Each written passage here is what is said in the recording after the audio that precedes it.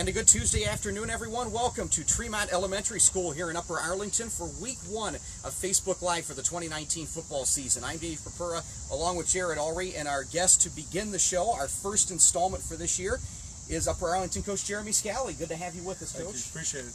Appreciate it. Thank you. The Golden Bears are getting ready to take on Reynoldsburg this week on the road. Your first game as Golden Bear coach. How is the preseason going for you as you continue to get to know even more about these guys, like over the past 7.5 months? Yeah, PJ Fleck, I heard him say one time that it's really year 0 when you take a job, and I had no idea what that meant, and I know exactly what he means. It's year 0. Our staff hasn't been together. We haven't coached these kids for very long. What really stands out is just installing fundamental football, stances, starts, alignments, assignments, and so they've been very receptive to, the way we say it is, let's just master lesson 1 before we ever worry about lesson 2, 3, 4, and 5. Hopefully we can get to those, and if we don't, let's just be really good at something. So. And you were at Hilliard-Davidson as an assistant for over a decade. What were some of the things that you learned from that experience that you've taken away as you come over here now? Yeah, it'd be crazy to unlearn something that was so successful. Probably the biggest thing is the consistency, the attention to detail, and all details matter. You have to flip over every stone when you're preparing, and there's always work to be done. And the importance of, the word we use all the time with our guys is love. The importance of chemistry, the importance of love. That's probably of all the things I've learned there, that's probably the greatest couple things I learned. So. And feeding into that, I remember when I talked to you when you got the job, and I talked to Coach White as well. Culture is such a big thing. I mean, that the guys really have to buy into that. How much time have you spent over these last several months installing your own handprint on the culture, things you want to do, stuff like that? Sure. The blueprint on that is, leaders create the culture. Culture will drive your behaviors, and then your behaviors are what produce the results. So how important is culture? It is the most important thing. And so how much time have we spent on it? We spend it every day. Yeah. Every day there's something we're doing to improve our culture, whether it's what our stances look like, whether it's how we talk to one another, how we interact with one another.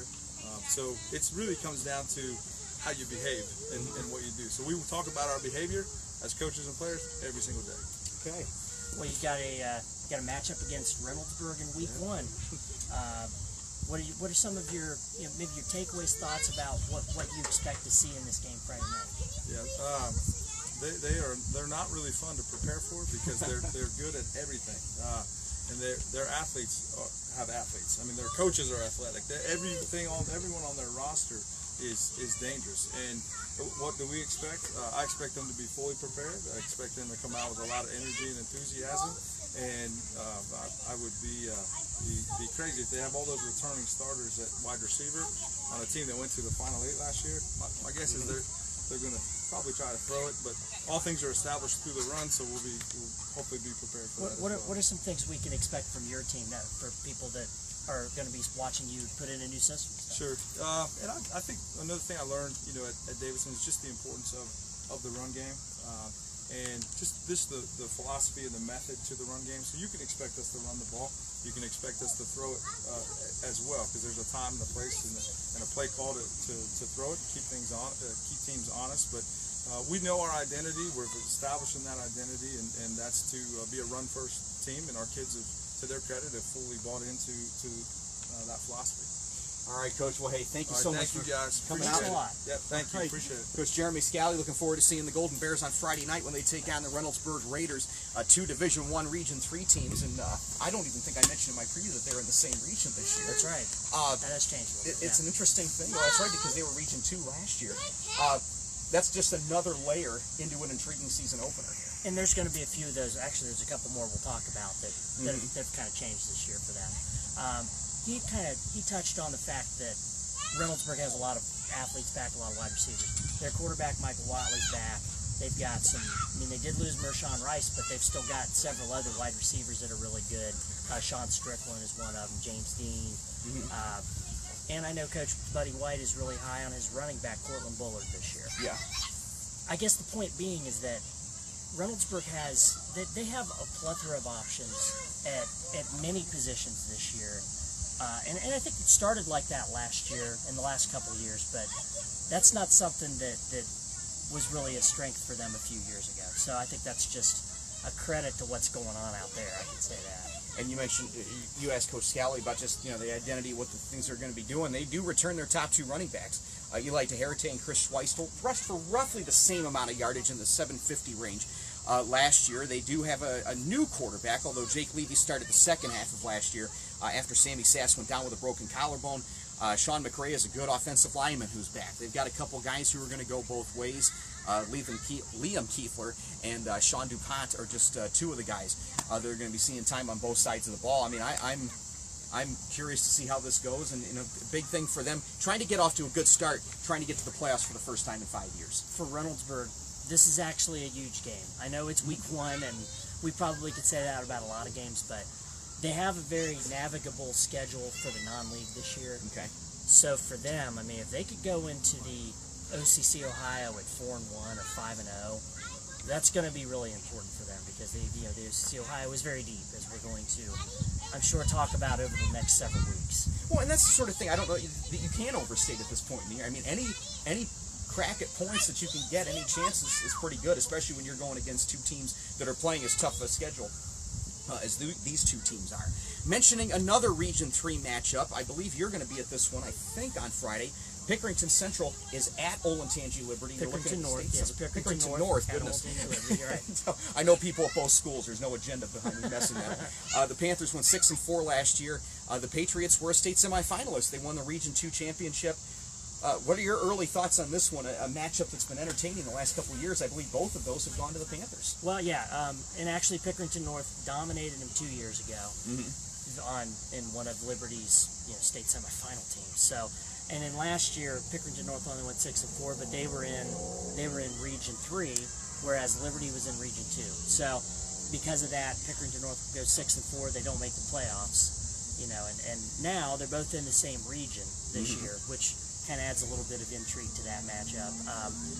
Pickerington North has, they have some guys back. They obviously have a lot of guys back from last year. Yes, they do have a new quarterback. It looks like it's going to be Gio Thomas here to start the season. I haven't gotten specific word whether he's going to be eligible for the entire season or whether it's just the first 5 games. When I spoke with Coach Ulrey a couple weeks ago, he had said they might not know until kind of like the last minute. So it's tough. They were planning the season as though Gio's going to be the quarterback for the long term, and if he's not, then they have a really good backup in Dom Myers, who could end up seeing some time out there. Gio Thomas, by the way, was a quarterback at Washington Courthouse last year, and that team went 7-3. And originally, though, he's from Pickerington, so he has a background. He went to Pickerington Central as a freshman, and now he's back in the Pickerington area. And regardless of who ends up seeing the most time at quarterback, they've got Chris Scott to throw to, and maybe Jack Sawyer too. If Jack Sawyer ends up playing either tight end or wide receiver, I mean, he's going to be out there, and obviously he's a huge threat on offense. In addition to the fact that he's going to be such a tough person to deal with on the defensive line for Pickerington North. So, they've got a really good foundation with those 2 guys for sure. Well, and Liberty lost some important players as well. I mean, they've got some guys to go around. What, a couple of linemen who are going division, or at least going to college. Ben Rather going to Northwestern. Ben Rather's going to Northwestern. Got Tyrus Thomas, Saginaw Valley State. And, of course, it's always nice to have a 1,000-yard rusher back in Aiden Kenley. That's right. That kind of, Mitchell Oakley obviously is a gigantic loss, but having some of those guys back maybe kind of helps cushion that a little bit. You've got some things to build around. And Liberty is very deep. They are going to have one of the deepest rotations at several positions of any team in Central Ohio this year. It's just a matter of how do they figure out what's going to make them the most offensively, give them the most offensive threats, I guess, because they've got so many different options of what they can do. And I think what your story said, 102 guys in That's 10 to 12. Through 12. I think anybody will take that for sure. For that.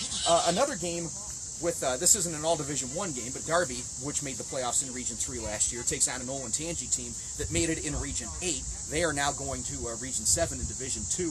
This is a game, I believe, the 4th consecutive year that they've opened against one another. Olentangy won twice. Darby won last year. and this is an Olentangy team I can speak to from covering them that is hungry to atone for last year. They went 5-6. They shared their league title. They made the playoffs, but they lost a 21-point lead in the playoffs. They think they've gotten a lot better defensively, and a team like Darby is really going to test them because, boy, they love to run the football, though they've got some weapons to throw it, too. Well, and I know that you've probably written about this in some of your stories about Olentangy football, but they were the school that was probably hit the most by the addition of Berlin. So by every single split that district has had, right, including this one. Yeah. So a lot of their depth was kind of cut down last year. Now, I'm guessing that they probably have added some of that, maybe gotten some of that depth back. It's replenishing this year, a little bit, yeah. But this is where you really start to feel it is that second year, because you still had those seniors last year. But now, some of those younger classes, now you really feel that they're gone over there. I mean, they like what they have, and there's good reason for that. I mean, they've got some talent at running back. They're going to split the workload between 2 or 3 guys. Tight end, they're going to split the load between 2 or 3 guys. They're going to have some guys going both ways, though. Sure. And what kind of effect that has, I mean, that certainly remains to be seen. They don't have as much returning at the skill positions as Darby has at their skill positions. Right, Darby's got Connor Jones back at running back. A big key for them is how are they going to end up replacing some of the guys up front on both sides of the ball. That was kind of where Darby was hit the most. But maybe this is. I think this could be a really special Darby team this year. They're one to watch for sure. They like themselves. I mean, for sure. Johnson Taggett, I should say, is really excited about what they can do. Now, the first game on week 1 is going to be Thursday night, not far from here at Grandview Heights. The Bobcats are going to host Centennial. Grandview is looking for its 6th consecutive win overall in that series, and the Stars are coming off a year in which they went 7-3. Grandview Heights went 7-4, and they lost in the first round of the playoffs. But this is just the latest installment, and Grandview and really both teams have some talent to watch for this year. Centennial has a lot of guys back in the skill possessions this year with Lucien Davis at running back, Jalen Gilbert at quarterback. They really feel like this could be a special season for them. I mean, when you start off, I mean, they're coming off what's probably the greatest season maybe they've ever had, or in a very, very long time. In quite a while, yeah. In a very, very long time. And you come back with all these guys back. I mean, they're pretty hungry over there. So, they lost to Grandview 27-0 last year. Maybe they don't get them this year, but maybe we see how much they've closed the gap, and we'll see what happens out there. But Centennial's coming off its first winning season since 2001. Yeah, which I mean, it's crazy to say it's 18 years ago. Sounds like a long time, especially for people our age. I mean, this was a team that over a 20-year period, I can't remember the exact 20 years, but they went 48-152 during this 20-year period, spanning from the 90s into the mid 2000s. Yeah, so 240 winning percentage. They were really not very good for a very long time, and it's a great credit to Dante Gooseby and what they're doing over there. Yep, absolutely. And you mentioned a lot of the talent that the Stars have. Of course, Grandview Heights has Luke Lachey. One of those, he's going to Iowa. You got a 3-year starting quarterback in Kyle Casey as well, so we'll see what happens in that game on Friday. On Thursday night, excuse me. One game that is on Friday, although nowhere close to here, is in Milton, Georgia, where the Pickerington Central Tigers, top-ranked team in our Super 7, they begin their season against Winter Park out of Florida. You wrote about this one. Quite a trip. Going to be getting on a plane tomorrow or Thursday. A few weeks ago, I'm like, I wonder if there'd be a way that I could convince my boss to let me go down there to Georgia for this, but weren't able to pull that off.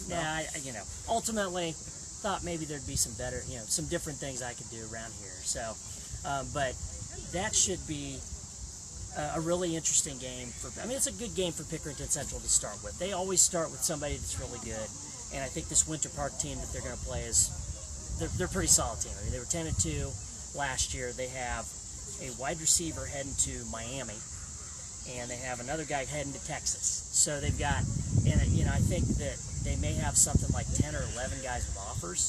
So this is a team that's going to be able to at least match Pickerington Central in some physicality and stuff like that, which is going to be really helpful for Pickerington Central because they believe that they can go really, really far this year, and I think a good test like this is going to be good for them.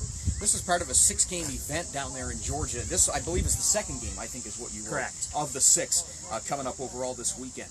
New Albany will host Westerville South. New Albany is going to play its first game as a member of Division I. They are in the oft-mentioned Region 3 that we talked about earlier. Westerville South, I believe, is in Region 7, I want to say. This was a game New Albany won 31-7 last year. They're replacing some important people. They've got a new starting quarterback in Brock Tibbetts. They've got to replace their top couple running backs. Reed Hall, I believe, is the young man's name who's going to be really dependent on to be a big running back. Brody Kidwell's a cornerback and a slot back. And they're bringing a lot of new guys back on both lines as well. They were a good team last year. They really were. 7 wins, Yeah. and they didn't make the playoffs because they were in that tough region there. But they had a very respectable season. Really, I mean, if they'd somehow pulled off that win over Gahanna, that they lost 41-40. They were. Yeah, well, I don't know. Region 7 was pretty tough. Maybe they would still not have made it. But Westerville South, I think, is going to be an improved team. How improved? I mean, we're going to find out. Coach Matthew Christ was saying, just cut down on turnovers. They had 5 or 6 in the game last year, and it was 7-7 early, and then New Albany ran away with it late. Harvest Prep and Eastmoor Academy. I know we talked a little bit about this matchup, I think, on the season preview that we did last Thursday. This is a Harvest Prep team that obviously has been a perennial success in recent years. Then you look at Eastmoor, which is a state semifinalist. Harvest Prep's going up a few divisions in playing this one. This is going to be one of those several big tests that Harvest Prep faces this year. And this will be very helpful for Harvest Prep, kind of in the same way that I was talking about Pickerington Central, and the fact that they're in the same league with Whitehall, which is a Division II school. And you know, I don't really have a great feel for how I think this is going to turn out. Mostly because Eastmoor lost just about everybody from last year, but they've got a great coaching staff. They're a much bigger school.